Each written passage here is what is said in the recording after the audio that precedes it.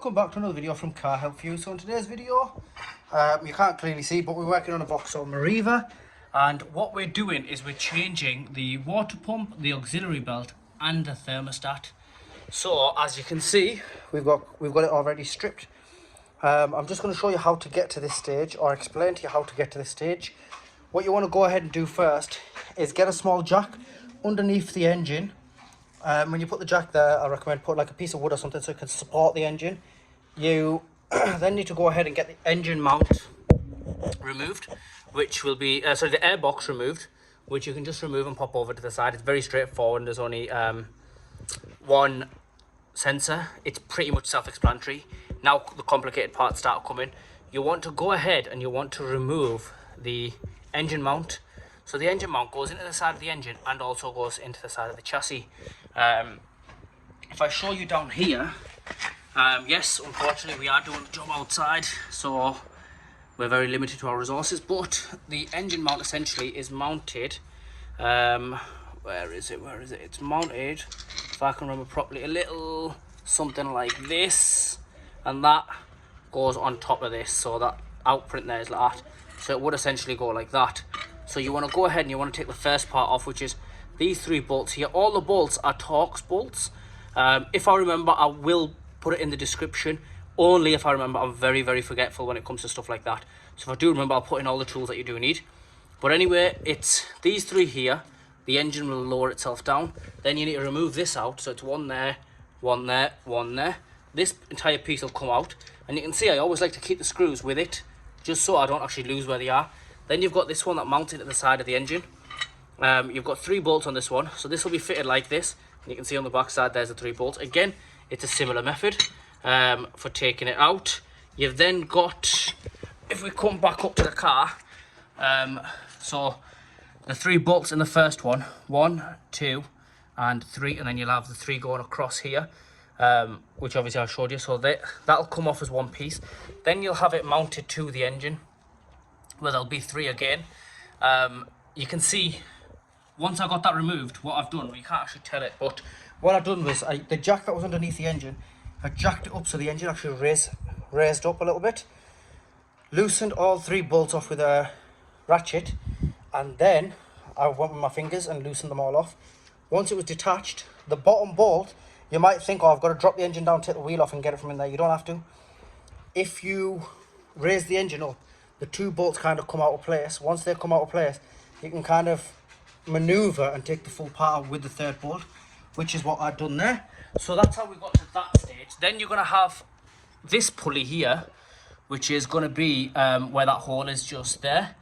And again, this has got 3 Torx bolts on. And what I recommend doing is to take these off, leave the auxiliary belt, which runs over the top of this bracket, leave the auxiliary belt on, and you can just spin them towards the back of the engine, and yeah, the engine will turn over a little bit, and when it does turn over, it will eventually just, each bolt will crack loose. Once you've done that, don't completely take the bolts out, just crack them loose. Then you need to go to the tensioner, which is just this one here.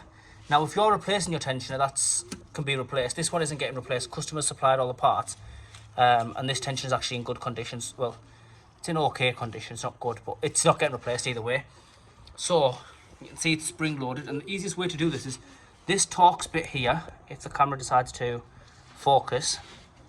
So that Torx bit there, push that towards the front of the engine. So if I zoom out, put it on a ratchet and push it this way, then the belt on top of the auxiliary, on top of the water pump, just flip it over, pull the ratchet out, and the belt will just completely fall loose. And as you can see there, that is our AC pump, crankshaft, alternator. We're missing our water pump, and that's our tensioner.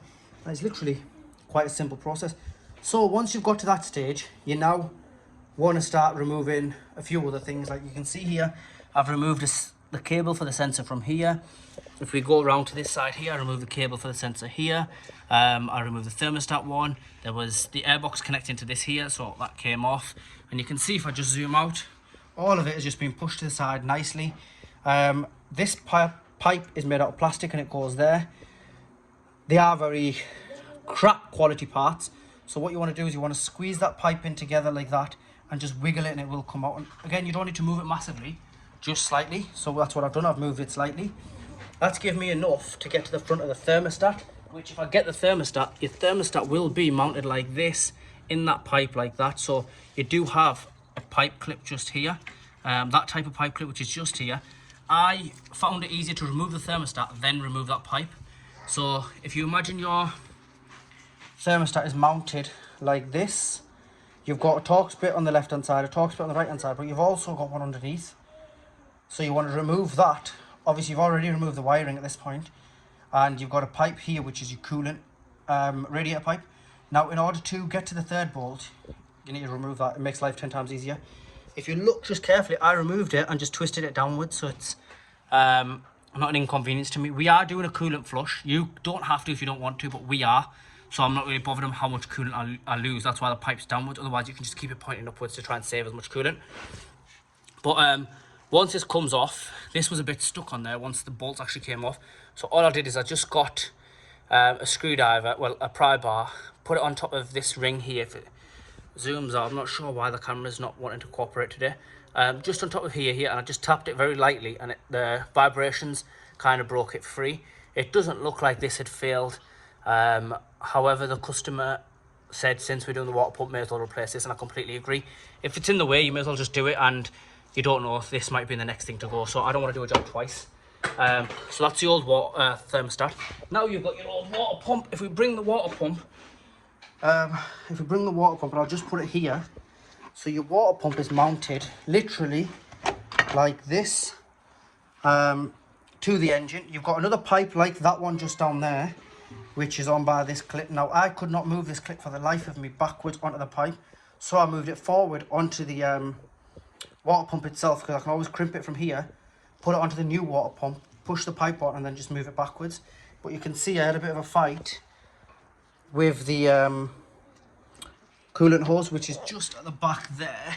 If you see that hose there, it's just this hose here, and it is something a bit like that. It's a bit of a nightmare to get off, but as you can see, we managed to get it off.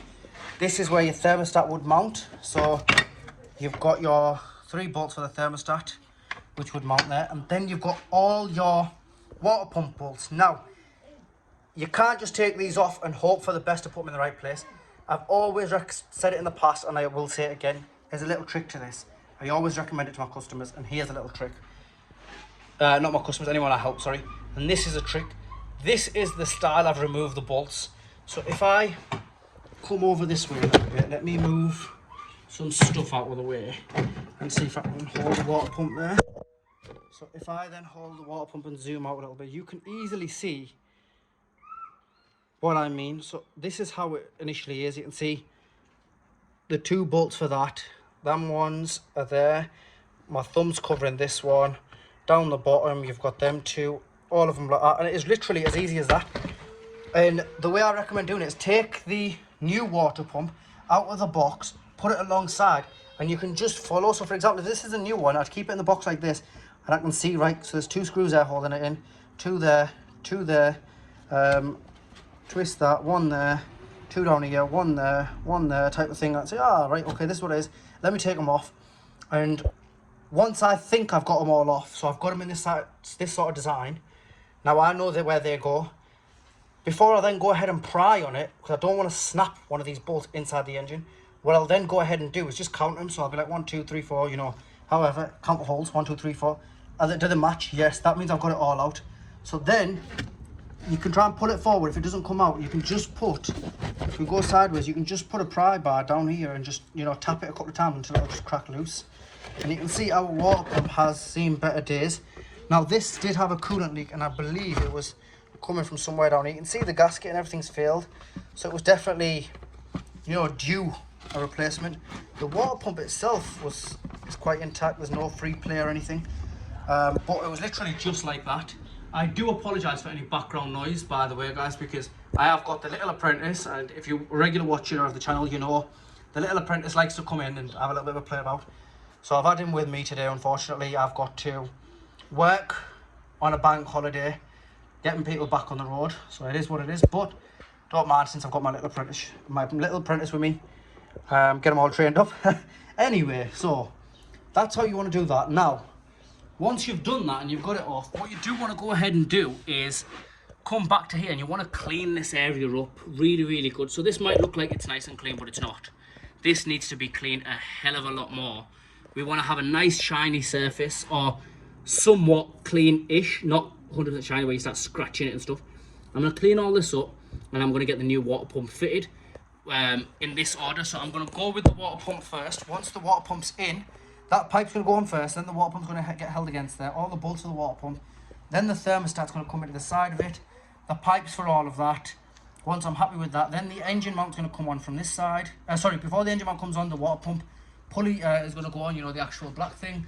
The belt is going to go on. Then the engine mount for the side, the engine mount here. All the pipes and everything will obviously all be done except the air filter box. That'll be the last thing.